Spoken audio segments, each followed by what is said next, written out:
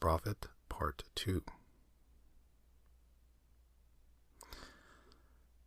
And the weaver said, Speak to us of clothes. And he answered, Your clothes conceal much of your beauty, yet they hide not the unbeautiful. And though you seek in garments the freedom of privacy, you may find them in the harness and a chain. Would that you could meet the sun and the wind with more of your skin and less of your raiment, for the breath of life is in the sunlight, and the hand of life is in the wind. Some of you say, It is a north wind who has woven the clothes we wear. And I say, Aye, it was the north wind. But shame was his loom, and his softening of the sinews was his thread. And when his work was done, he laughed in the forest. Forget not that modesty is for a shield against the eye of the unclean. And when the unclean shall be no more, what were modesty but a fetter and a fouling of the mind?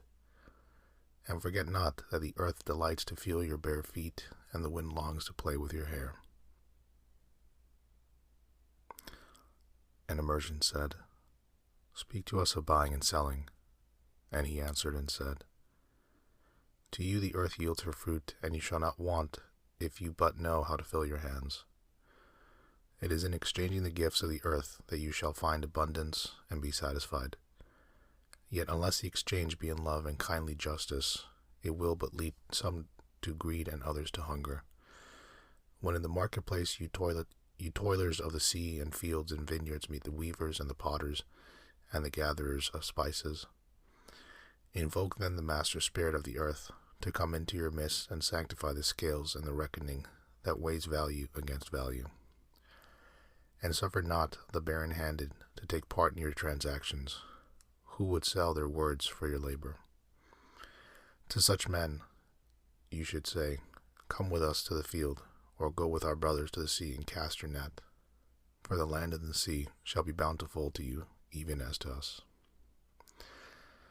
And even if there come the singers and the dancers and the flute players, buy of their gifts also, for they too are gatherers of fruit and frankincense, and for that which they bring, though fashioned of dreams, is raiment and food for your soul. And before you leave the marketplace, see that no one has gone his way with empty hands. For the master spirit of the earth shall not sleep peacefully upon the wind, till the needs of the least of you are satisfied. Then one of the judges of the city stood forth and said, Speak to us of crime and punishment. And he answered, saying, It is when your spirit goes wandering upon the wind, that you, alone and unguarded, commit a wrong unto others, and therefore unto yourself. And for that wrong committed must you knock and wait a while unheeded at the gate of the blessed. Like the ocean is your God self, it remains forever undefiled, and like either it lifts but the winged. Even like the sun is your God self, it knows not the ways of the mole, or nor seeks it the hole of the serpent. But your God self dwells not alone in your being. Much in you is still man, and much in you is not yet man, but a shapeless pygmy that walks asleep in the mist, searching for its own awakening. And of the man in you would I now speak, for it is he, and not your God self, nor the pygmy in the mist, that knows crime and the punishment of crime. Oftentimes have I heard you speak of one who commits a wrong, as though he were not one of you, but a stranger unto you, and an intruder upon your world. But I say that even as the holy and the righteous cannot rise beyond the highest which is in each one of you, so the wicked and the weak cannot fall lower than the lowest which is also in you. And as a single leaf turns not yellow, but with the silent knowledge of the whole tree, so the wrongdoer cannot do wrong without the hidden will of you all. Like a procession you walk together towards your God self. You are the way and the wayfarers. And when one of you falls down, he falls for those behind him, a caution against a stumbling stone. And he falls for those ahead of him, who though faster and sure of foot, yet remove not the stumbling stone. And this also, though the word lie heavy upon your hearts, the murdered is not accountable for his own murder, and the robbed is not blameless in being robbed. The righteous is not innocent of the deeds of the wicked, and the white-handed is not clean in the doings of the felon. The guilty is oftentimes a victim of the injured, and still more often the condemned is a burden bearer for the guiltless and unblamed. You cannot separate the just form from the unjust, and the good from the wicked, for they stand together before the face of the sun, even as the black thread and the white are woven together. And when the black thread breaks, the weaver shall look into the whole cloth, and he shall examine the loom also. If any of you would bring to judgment the unfaithful wife, let him also weigh the heart of her husband in scales, and measure his soul with measurements. And let him who would lash the offender look on to the spirit of the offended. And if any of you would punish in the name of righteousness, and lay the axe onto the evil tree, let him see to its roots, and verify he will find the roots of the good and the bad, the fruitful and the fruitless, all entwined together in the silent heart of the earth. And you judges who would be just, what judgment pronounce you upon him who, though honest in the flesh, yet is a thief in spirit? What penalty lay you upon him who slays in the flesh, yet is himself slain in the spirit? And how prosecute you him who in action is a deceiver and an oppressor, yet who also is aggravated and outraged? And how shall you punish those whose remorse is already greater than their misdeeds? Is not remorse the justice which is administered by the very law which you would fain serve? Yet you cannot lay remorse upon the innocent, nor lift it from the heart of the guilty. Unbidden shall it call in the night the men you wake and gaze upon themselves. And you who would understand justice, how shall you unless you look upon all deeds in the fullness of light? Only then shall you know the erect and the fallen are but one man standing in twilight between the night of his pygmy self and the day of his God self, and that the cornerstone of the temple is not higher than the lowest stone in its foundation. Then a lawyer said, "But what of our laws, master?" And he answered,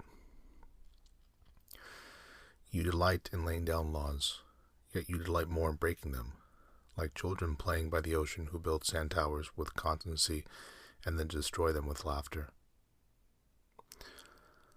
But while you build your sand towers, the ocean brings more sand to the shore, and when you destroy them, the ocean laughs with you. Verily, the ocean laughs always with the innocent.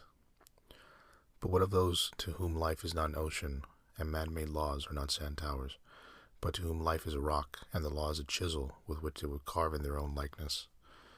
What of the cripple who hates dancers? What of the ox who loves his yoke and deems the elk and deer of the forest stray and vagrant things? What of the old serpent who cannot shed his skin, and calls all others naked and shameless? And of him who comes early to the wedding feast, and when overfed and tired goes his way, saying that all feasts are violation and all feasters lawbreakers? What shall I say of these, save that they too stand in the sunlight, but with their backs to the sun? They only see their shadows, and their shadows are their laws. And what is the sun to them but a caster of shadows? And what is it to acknowledge the laws but to stoop down and trace their shadow upon the earth? But you who walk facing the sun, what images drawn on the earth can hold you? You who travel with the wind, what weather vane shall direct your course? What man's law shall bind you, if you break your yoke but upon no man's prison door? What laws shall you fear, if you dance but stumble against no man's iron chains? And who is he that shall bring you to judgment, if you tear off your garment, yet leave it in no man's path?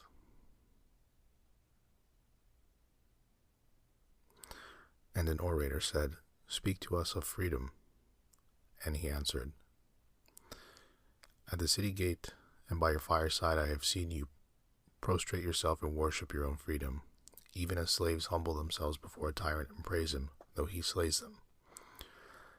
In the grove of the temple and in the shadow of the citadel, I have seen the freest among you wear their freedom as a yoke and a handcuff.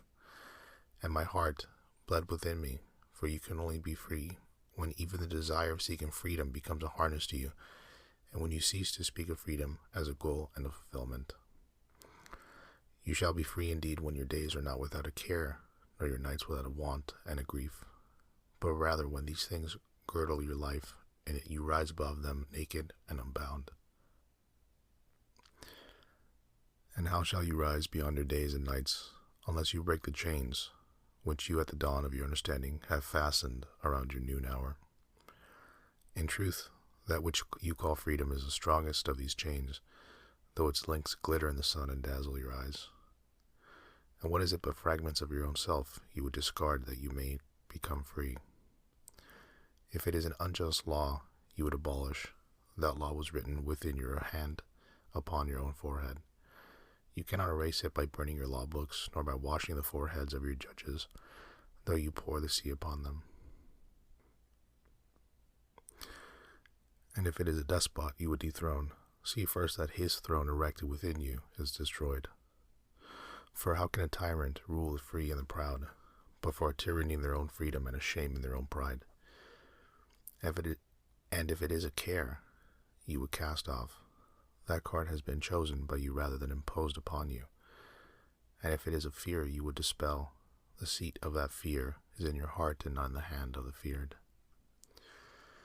Verily all things move within you begin in constant half-embrace, the desired and the dreaded, the repugnant and the cherished, the pursued and that which you would escape. These things move within you as lights and shadows in pairs that cling, and when the shadow fades and is no more, the light that lingers becomes a shadow to another light. And thus your freedom, when it loses its fetters, becomes itself the fetter of a greater freedom. And the priestess spoke again and said, Speak to us of reason and passion. And he answered, saying, Your soul is oftentimes a battlefield upon which your reason and your judgment wage war against your passion and your appetite. Would that I could be the peacemaker in your soul, that I might turn the discord and the rivalry of your elements into oneness and melody. But how shall I, unless you yourselves be also the peacemakers, nay, the lovers of all your elements? Your reason and your passion are the rudder and the sails of your seafaring soul. If either your sails or your rudder be broken, you can but toss and drift, or else be held at a standstill in mid-seas. For reason, ruling alone, is a force confining, and passion, unattended, is a flame that burns to its own destruction. Therefore let your soul exalt your reason to the height of passion, that it may sing, and let it direct your passion with reason, that your passion may live through its own daily resurrection, and like the phoenix rise above its own ashes. I would have you consider your judgment and your appetite even as you would two loved guests in your house. Surely you would not honor one guest above the other, for he who is more mindful of one loses the love and the faith of both. Among the hills, when you sit in the cool shade of the white poplars, sharing the peace and serenity of distant fields and meadows, then let your heart say in silence, God rests in reason. And when the storm comes, and the mighty wind shakes the forest, and thunder and lightning proclaim the majesty of the sky, then let your heart say in awe, God moves in passion. And since you are a breath in God's sphere, and a leaf in God's forest, you too should rest in reason and move in passion. And a woman spoke, saying, Tell us of pain. And he said, Your pain is the breaking of the shell that encloses your understanding, even as the stone of the fruit must break, that its heart may stand in the sun, so must you know pain. And could you keep your heart in wonder at the daily miracles of your life, your pain would not seem less wondrous than your joy, and you would accept the seasons of your heart, even as you have always accepted the seasons that pass over your fields, and you would watch with serenity through winters of your grief. Much of your pain is self-chosen. It is the bitter potion by which the physician within you heals your sick self. Therefore, trust the physician and drink his remedy in silence and tranquility, for his hand, though heavy and hard, is guided by the tender hand of the unseen, and the cup he brings, though it may burn your lips, has been fashioned of the clay which the potter has moistened with his own sacred tears. And a man said, Speak to us of self-knowledge. And he answered, saying,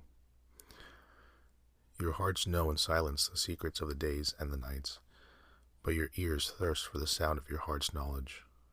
You would know in words that which you have always known in thought. You would touch with your fingers the naked body of your dreams, and it is well you should.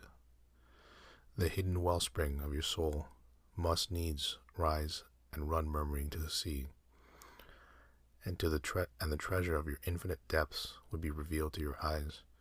But let there be no scales to weigh your unknown treasure, and seek not the depths of your knowledge with staff or surrounding time.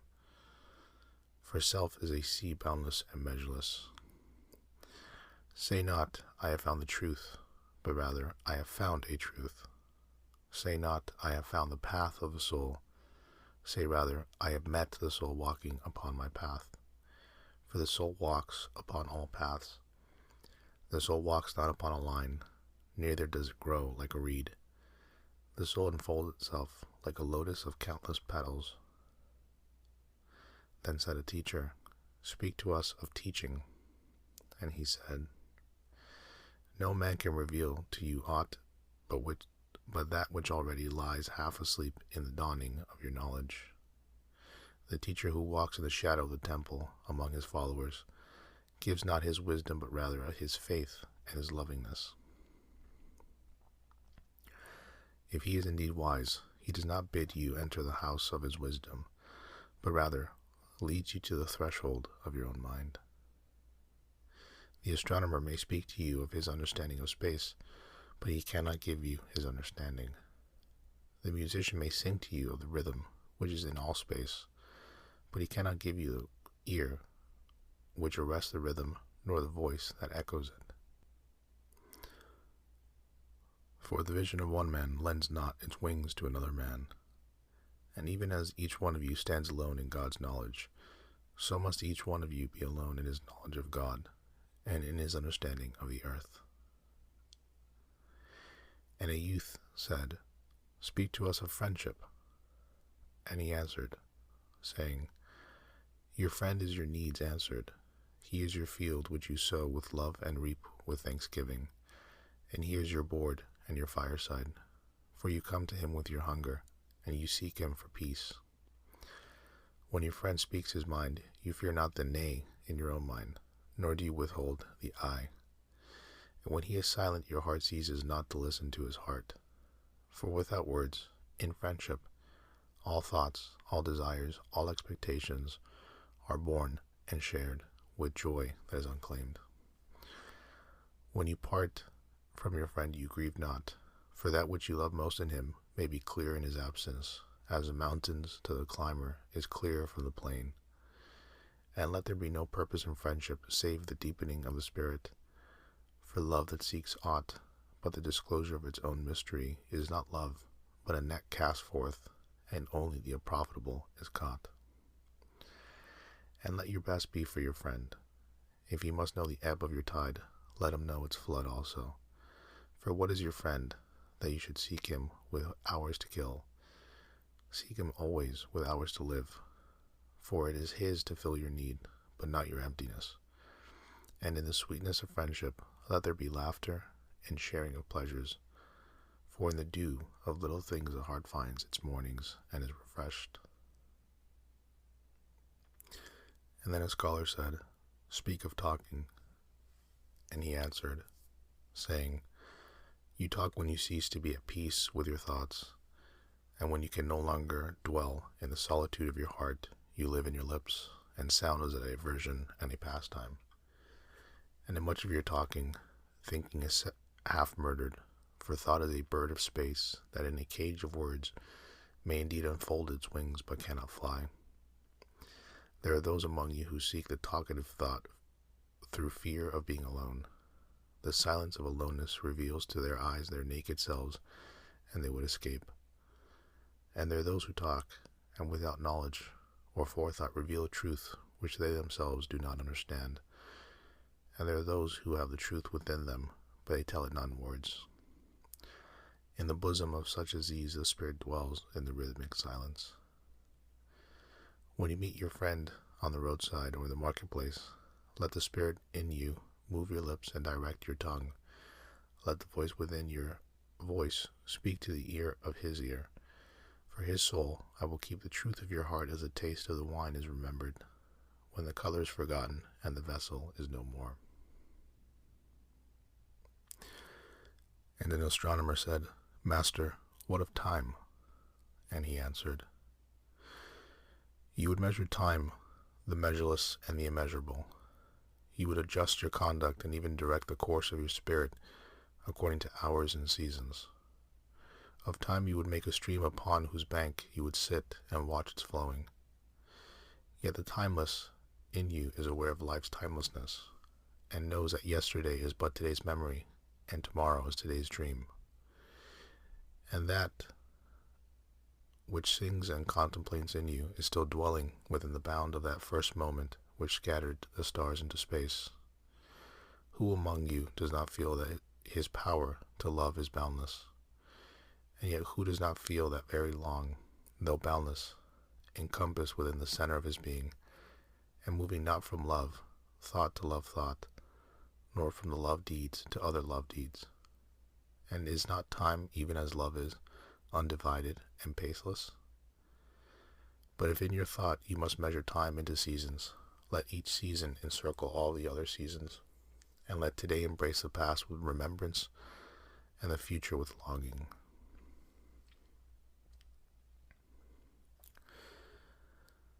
And one of the elders of the city said, Speak to us of good and evil.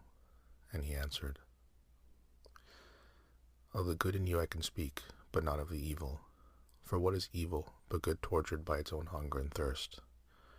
Verily, when good is hungry, it seeks food even in dark caves, and when it thirsts, it drinks even of dead waters. You are good when you are one with yourself, yet you are not one with yourself. You are not evil. For a divided house is not a den of thieves, it is only a divided house. And a ship without rudder may wander aimlessly among perilous isles, yet sink not to the bottom. You are good when you strive to give of yourself, yet you are not evil when you seek gain for yourself. For when you strive for gain, you are but a root that clings to the earth and sucks her breast. Surely the fruit cannot say to the root, Be like me, ripe and full, and ever giving of your abundance. For the fruit giving is a need, as receiving is need of the root. You are good when you are fully awake in your speech, yet you are not evil when you sleep while your tongue staggers without purpose. And even stumbling speech may strengthen a weak tongue. You are good when you walk to your goal firmly with bold steps, yet you are not evil when you go there limping. Even those who limp go not backwards, but you who are strong and swift, see that you do not limp before the lame, deeming it kindness. You are good in countless ways, and you are not evil when you are not good. You are only loitering and sluggard. Pity that stags cannot teach swiftness to the turtles. In your longing for your giant self lies your goodness, and that longing is in all of you. But in some of you that longing is a torrent rushing with might to the sea, carrying the secrets of the hillsides and the songs of the forest. And in others it is a flat stream that loses itself in angles and bends and lingers before it reaches the shore. But let not him who longs much say to him who longs little, Wherefore are you slow and halting? For the truly good ask not the naked, Where is your garment? Nor the houseless, What has befallen your house? And that will do it for part 2. I believe that we should be able to finish the prophet in the third part, but I'm running a little bit late here. So if you have any questions, comments, concerns, you can always reach the show by emailing hello@sleepandrelaxasmr.com. That's all for this episode. Take care.